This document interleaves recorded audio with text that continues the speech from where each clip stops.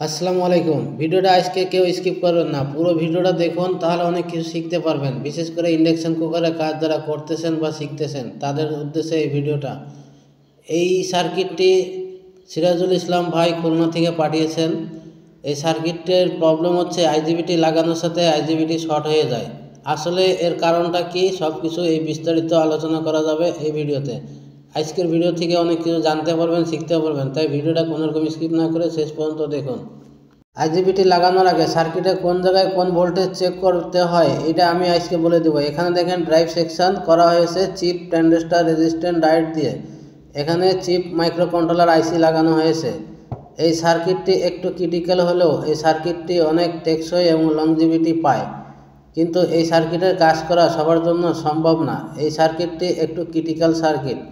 এখানে ডিসপ্লেতে যে আইসিটা লাগানো আছে এটা কিন্তু চিপ আইসি। এটি হচ্ছে ডিসপ্লে এবং মাইক্রো প্রোগ্রাম আইসি।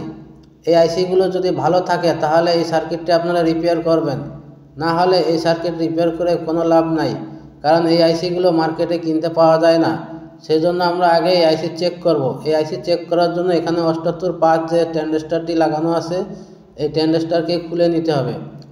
আইসি ভালো আছে নাকি আইসি নষ্ট কি করে বুঝবেন? আইসি চেক করা শিখিয়ে দিচ্ছি আমি এই ভিডিও থেকে। প্রথমে আমরা এই 78/5 ট্রানজিস্টরটি খুলে নিব। এই 78/5 ট্রানজিস্টরে ভোল্টেজ ইন হয় 11 থেকে 9 ভোল্ট, অথবা 9 ভোল্ট থেকে 11 ভোল্ট ইন হয়, আউটপুট হয় 5 ভোল্ট। এখানে দেখেন চপার ট্রান্সফর্মার হয়ে ডায়োড হয়ে এই যে ট্রানজিস্টরে ইনপুটে আসতেছে 9 থেকে 11 ভোল্ট এবং আউটপুট দিচ্ছে 5 ভোল্ট। এই 5 ভোল্ট চলে যাচ্ছে মাইক্রো কন্ট্রোলার আইসিতে ও ডিসপ্লেতে। এই ডিসপ্লে চেক করার জন্য, ডিসপ্লে আইসি চেক করার জন্য, প্রোগ্রাম আইসি চেক করার জন্য আমাদের 5 ভোল্টের দরকার। এই সার্কিটটা এখনও ডেড অবস্থায় আছে, তাই সার্কিট থেকে 5 ভোল্ট নিয়ে চেক করা সম্ভব হচ্ছে না। সেজন্য আমি আলাদা 5 ভোল্ট এর ভিতর দিয়ে দেখব এই প্রোগ্রাম আইসি, ডিসপ্লে আইসি, কন্ট্রোলার আইসিগুলো ঠিক আছে কিনা। যদি আইসি ঠিক থাকে তাহলে সার্কিটটি রিপেয়ার করব, না হলে এই সার্কিটটি রিপেয়ার করব না। আপনারা যারা নতুন টেকনিশিয়ান ভাই আছেন বা পুরাতন টেকনিশিয়ান ভাই আছেন, অনেকে আমাকে কমেন্ট করেন যে স্যার আমরা একটি ডেড সার্কিট রিপেয়ার করার পরে দেখতে পেলাম যে আইসি খারাপ। দেখেন এখানে ডিসপ্লেতে আলো চলে আসছে 5 ভোল্ট দেওয়ার সাথে, অথচ এই সার্কিটটি এখনও ডেড অবস্থায় আছে। কিন্তু আমরা ডিসপ্লে ও প্রোগ্রাম আইসি, ডিসপ্লে আইসি সমস্ত কিছু চেক করে নিতে পারলাম আলাদা 5 ভোল্ট দিয়ে। এখন আমরা কনফার্ম হয়ে গেলাম ডিসপ্লে আইসি ভালো, এখন এই সার্কিটটি রিপেয়ার করা যায়। এই আইসি যদি ভালো না থাকতো আর এই প্রোগ্রাম আইসি যদি ভালো না থাকতো তাহলে এই সার্কিটটি আমি রিপেয়ার করতাম না। আরেকটি বিষয়, ডিসপ্লে আইসি যেহেতু ভালো আছে, ডিসপ্লে অন হয়েছে, সেই জন্য আমরা এই ট্রানজিস্টরটি আবার এখানে লাগিয়ে দিচ্ছি। ট্রানজিস্টর লাগানোর আগে অবশ্যই ট্রানজিস্টরটি মাপ দিয়ে নেবেন যে ট্রানজিস্টর ভালো আছে কি না। 5 ভোল্টের ট্রানজিস্টর যদি ভালো না থাকে সেক্ষেত্রে 5 ভোল্ট তৈরি হবে না, আর 5 ভোল্ট তৈরি না হলে ডিসপ্লেতে আলো যাবে না, ডিসপ্লে কোনো কাজ করবে না, প্রোগ্রাম আইসি কাজ করবে না। এখন আমি দেখতেছি আইজিবিটি শর্ট আছে। আইজিবিটি শর্ট আছে, আইজিবিটি শর্ট হলে ফিউজ কেটে যায়। এখন আমরা চেক করব এই ব্রিজ রেকটিফায়ার ঠিক আছে কিনা। ব্রিজ রেকটিফায়ার ডায়োডটি ঠিক আছে, শুধু আইজিবিটি শর্ট হয়ে গেছে। সিরাজুল ইসলাম ভাই জানিয়েছিলেন আইজিবিটি উনি লাগাচ্ছেন আর বারবার শর্ট হয়ে যাচ্ছে। এখানে ক্যাপাসিটারগুলো শর্ট আছে কিনা আমি চেক করে নিচ্ছি। এখানে ফিউজ কাটা, সেজন্য মিটারে শো করতেছে না। এখানে রেকটিফায়ার ডায়োডগুলো যেগুলো লাগানো থাকে শর্ট আছে কিনা এগুলো চেক করে নিতে হবে।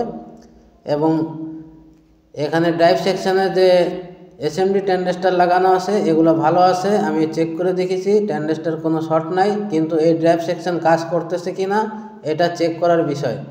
এখন এই ডেড অবস্থায় ড্রাইভ সেকশন ভালো আছে কিনা কীভাবে চেক করবেন বা কীভাবে বুঝবেন আজকের ভিডিওতে আমি আপনাদের শিখিয়ে দিব। এখানে ফিউজ লাগিয়ে দিতে হবে। ফিউজটি আমি এখানে তৈরি করব। এই ফিউজটি কীভাবে তৈরি করতে হয় আমি আপনাদের দেখিয়ে দিচ্ছি।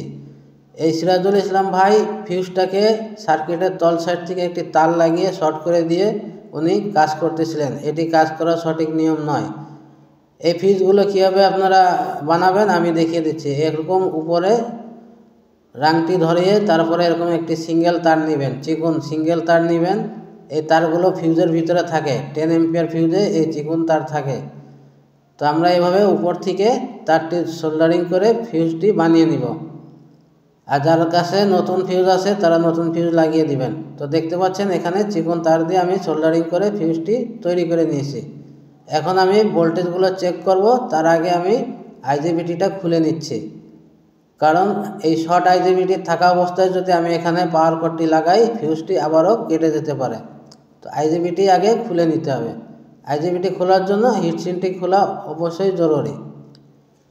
এখানে দেখেন ব্রিজ রেকটিফায়ার ডায়োড এবং আইজিবিটির মাঝখানে একটি জাম্পার দেওয়া আছে।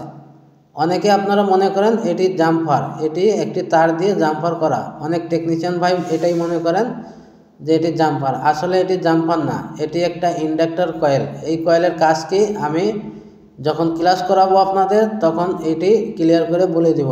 আমার স্টুডেন্ট যারা আপনারা ক্লাস করেন প্রতিদিন, এই বিষয়গুলো আপনারা জানতে পারবেন। আজকে যে বিষয়টা আমি এখানে আলোচনা করব, এই বিষয়টা হচ্ছে আইজিবিটি কেন বারবার শর্ট হয়ে যায়। তো দেখেন এখানে আইজিবিটি লাগানো আছে 25N 120, 25 অ্যাম্পিয়ারের আইজিবিটি লাগানো। এখানে মিটারে দেখাচ্ছে পুরোটাই শর্ট। এখন এই আইজিবিটি লাগানোর আগে যে ভোল্টেজগুলো আমাকে চেক করে নিতে হবে তা আমি দেখিয়ে দিচ্ছি এই ভিডিওতে। আপনারা যদি এখন এই ডিসপ্লেতে এখানে লাগিয়ে দেন, লাগানোর পরে যদি আপনারা ভোল্টেজ চেক করতে যান তাহলে ডিসপ্লে আইসি মাইর খেয়ে যেতে পারে। কারণ এখানে যদি 5 ভোল্টের জায়গায় অতিরিক্ত ভোল্টেজ যদি চলে যায় ডিসপ্লে আইসি মাইর খেয়ে যেতে পারে, অথবা ডিসপ্লে আইসি প্রোগ্রাম আইসি শর্ট হয়ে যেতে পারে। সেজন্য এই ডিসপ্লে আগে লাগানো যাবে না, আগে ভোল্টেজগুলো চেক করে কনফার্ম হয়ে তারপরে ডিসপ্লেগুলো লাগাতে হবে। তা আমি এখানে পাওয়ার কর্ডটি লাগিয়ে দিচ্ছি। সার্কিটে ভোল্টেজগুলো আমি চেক করব, ভোল্টেজ যদি ওকে থাকে তারপরে ডিসপ্লে লাগাবো ইনশাল্লাহ।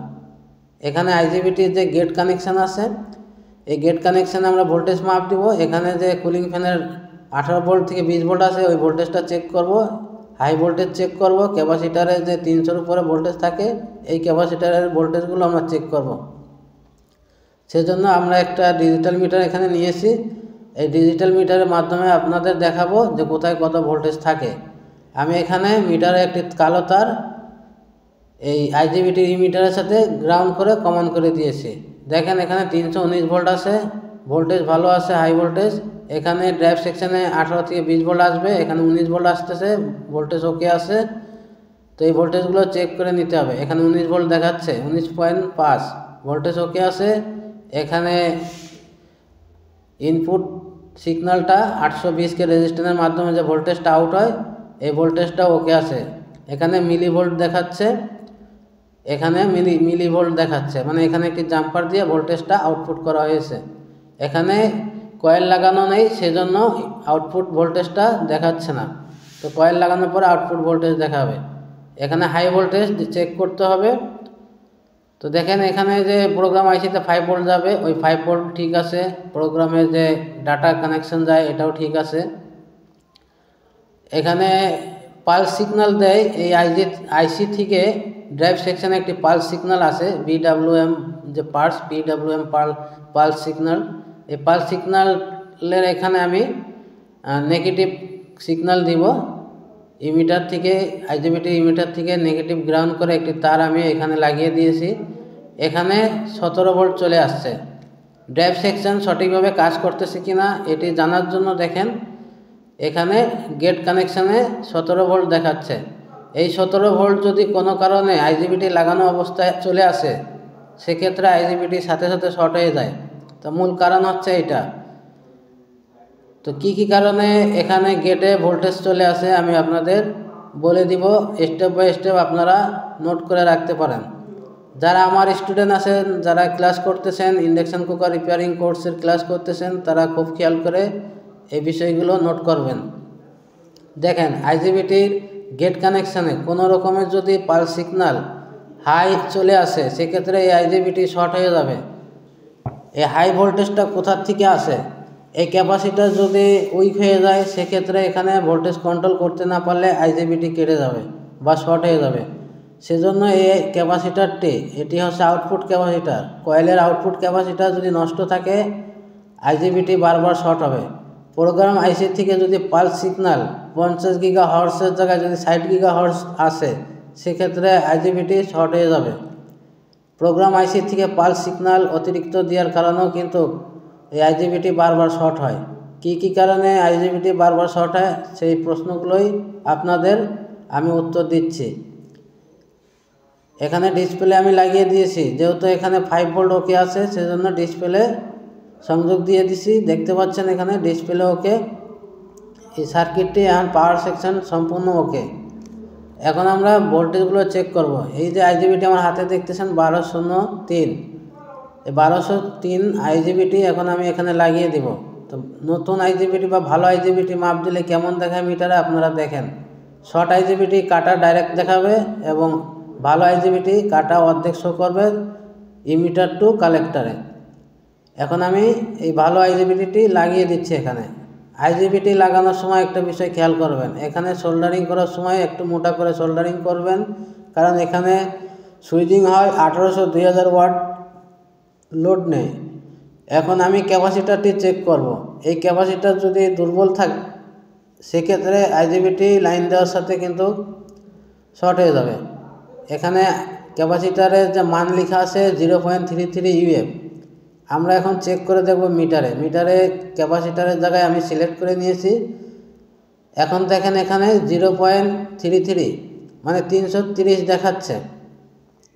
তো ক্যাপাসিটারের গায়ে লেখা আছে 0.33, আমরা মিটারেও পেয়েছি 33.0। তো এখানে 0.3 যেহেতু আছে, এটা মিটারে শো করতেছে 330। আমি আবারও দেখিয়ে দিচ্ছি, দেখেন 330 UF শো করতেছে, অ্যাকুরেট আছে। এখন আমি এখানে কয়েল সংযোগ দিয়েছি, সেন্সর লাগিয়েছি, কুলিং ফ্যান লাগিয়েছি। এখন আমি এখানে এই চুলাটাকে একটু হিট করব। হিট করে দেখব যে আইজিবিটি গরম হয় কতটুক এবং কত অ্যাম্পিয়ার লোড নেয়। অ্যাম্পিয়ার যদি অতিরিক্ত লোড নেয় সেক্ষেত্রে আইজিবিটি কিন্তু উড়ে যাবে। লাগানোর সাথে 2-10 মিনিট চলার পরেই আইজিবিটি শর্ট হয়ে যাবে। তো আমি এখানে একটু পানি নিয়ে নিচ্ছি বাটিতে, শুধু বাটি রেখে গরম করবেন না কেউ, একটু পানি দিয়ে নেবেন। আমি এখানে এখন হিট দিব, হিট দেওয়ার পরে দেখবো এখানে কত অ্যাম্পিয়ার লোড নিচ্ছে। তাই পাওয়ার কর্ডটি লাগিয়ে দিচ্ছি। এখানে সিরিজ বোর্ডে দেখেন অ্যাম্পিয়ার মিটার লাগানো আছে, এই অ্যাম্পিয়ার মিটারে দেখাচ্ছে এখন 0 আমি এই চুলাটা এখন অন করলে এখানে অ্যাম্পিয়ার শো করবে, আপনারা দেখবেন এখানে কত অ্যাম্পিয়ার লোড নিচ্ছে। তো আমি এখানে ডিসপ্লেতে 0 আছে। আমি এখন চুলা অন করার সাথে এখানে 2000 ওয়াট দেখাবে। দেখেন এখানে ফ্যান চলতেছে, এখানে পানি গরম হচ্ছে। এখন মিটারে কত লোড নিচ্ছে আপনারা একটু ফলো করেন। এখানে দেখতে পাচ্ছি আমি 8.1 অ্যাম্পিয়ার লোড নিচ্ছে। এত অ্যাম্পিয়ার লোড নেওয়ার কথা না, এখানে 5 অ্যাম্পিয়ার 6 অ্যাম্পিয়ার সর্বোচ্চ 7 অ্যাম্পিয়ার লোড নেওয়ার কথা। এখানে লোড নিচ্ছে 8 অ্যাম্পিয়ার 8.1। এখানে একটি ভেরিয়েবল থাকে 501, সেই ভেরিয়েবল দিয়ে অ্যাম্পিয়ার অ্যাডজাস্ট করতে হয়, কিন্তু এই ভেরিয়েবল এখানে নাই। আমি এখানে একটি ভেরিয়েবল লাগিয়ে দিয়েছি এবং এখানে জাম্পার কানেকশন করে দিয়েছি। এখন আমি এই ভেরিয়েবলের মাধ্যমে অ্যাম্পিয়ারটি কমানোর চেষ্টা করব, তারপরে দেখব অ্যাম্পিয়ার কমে কিনা। তো আমি এখান থেকে অ্যাডজাস্ট করে দিয়েছি। এখন চুলাটা অন করলাম। আপনারা এবার এখানে মিটারের দিকে ফলো করেন, 5.5 অ্যাম্পিয়ার চলে আসছে। এরপরে যদি আইজিবিটি উড়ে যায় সেজন্য বুঝতে হবে যে অন্য কোনো প্রবলেম আছে। এখনই আইজিবিটি উড়ে যাবে। দেখেন আইজিবিটি আবারও শর্ট হয়ে গেছে। আমি আপনাদের মাপ দিয়ে দেখিয়ে দিচ্ছি, এখানে ফিউজটা কেটে গেছে। এই জন্য ফিউজটা পাতলা তার দিয়ে বানাতে হয়, যেন ফিউজটা কেটে যায়, পাওয়ার সাইডটা যেন নষ্ট না হয়। তো যাই হোক, এখানে অ্যাম্পিয়ার আমরা কমিয়ে দেওয়ার পরেও আইজিবিটি শর্ট হয়ে গেছে। শর্ট হয়েছে কিনা আমি মিটারে আপনাদের দেখিয়ে দিচ্ছি। দেখেন এখানে ডাইরেক্ট শর্ট হয়ে গেছে দেখা যাচ্ছে। তো এরকম আইজিবিটি শর্ট হবে, বারবার লাগাবেন, বারবার আইজিবিটি শর্ট হবে। এখানে যে মাইক্রোকন্ট্রোলার আইসি আছে, এই আইসির থেকে পালস সিগন্যালটি যতটুকু দেওয়ার দরকার ততটুকু না দিয়ে তার থেকে বেশি দিচ্ছে, এজন্য আইজিবিটি শর্ট হয়ে যাচ্ছে। এই মাইক্রোকন্ট্রোলার আইসি থেকে পালস বেরোনোর কথা 50 GHz। এই 50 GHz পালস দিয়ে আইজিবিটি সুইচিং হবে। যদি 50 GHz-এর জায়গায় 60 GHz বের হয় সেক্ষেত্রে আইজিবিটি শর্ট হয়ে যাবে। এখন এই কত হার্স পালস বেরোচ্ছে এটা মাপার জন্য একটি মিটার পাওয়া যায়। এই মিটারটা আমার কাছে এখন নাই, নাহলে আমি আপনাদের দেখিয়ে দিতাম যে কত গিগাহার্টজ পালস বেরোচ্ছে। তো আপনারা যারা নতুন টেকনিশিয়ান ভাই আছেন একটু ধৈর্য সহকারে আমার ভিডিওগুলো দেখবেন। আমি এই সমস্ত মিটার সব ম্যানেজ করে আপনাদের নিত্য নতুন ভিডিও দেব। আমাদের চ্যানেলটি সাবস্ক্রাইব করে রাখুন। আমাদের চ্যানেলে সবসময় শিক্ষণীয় ভিডিও দেওয়া হয়, বিশেষ করে ইন্ডাকশানের ব্যাপারে। ইন্ডাকশান কুকার রিপেয়ারিং কোর্স আমাদের চালু হয়েছে। যারা ইন্ডাকশান কুকার রিপেয়ারিং কোর্স করতে চান আমার সাথে যোগাযোগ করবেন। স্ক্রিনে নাম্বার দিয়ে দিব আমি, আপনারা সরাসরি আমার সাথে যোগাযোগ করে induction cooker repairing course join করতে পারেন। যারা induction cooker repairing course join করেছেন বা ক্লাস করতেছেন এই ভিডিওগুলো তারা বেশি বেশি দেখবেন এবং বেশি বেশি শেয়ার করে দিবেন। ভিডিওগুলো বিষয়গুলো নোট করে আমাকে জানাবেন। এই ভিডিও থেকে যদি কিছু বুঝতে না পারেন, কোন বিষয়টা বুঝতে পারেন নাই, ক্লাস চলাকালীন আমাকে বলবেন, আমি ক্লাস চলাকালীন এই বিষয়গুলো ক্লিয়ার করে দিব আপনাদের। তো এই ছিল আজকের ভিডিওটা ভালো লাগলে ভিডিওতে লাইক দিয়ে শেয়ার করে দিবেন। আবার দেখা হবে নতুন কোনো শিক্ষণীয় ভিডিওর সাথে। সেই পর্যন্ত সবাই ভালো থাকেন, সুস্থ থাকেন। আল্লাহ হাফেজ।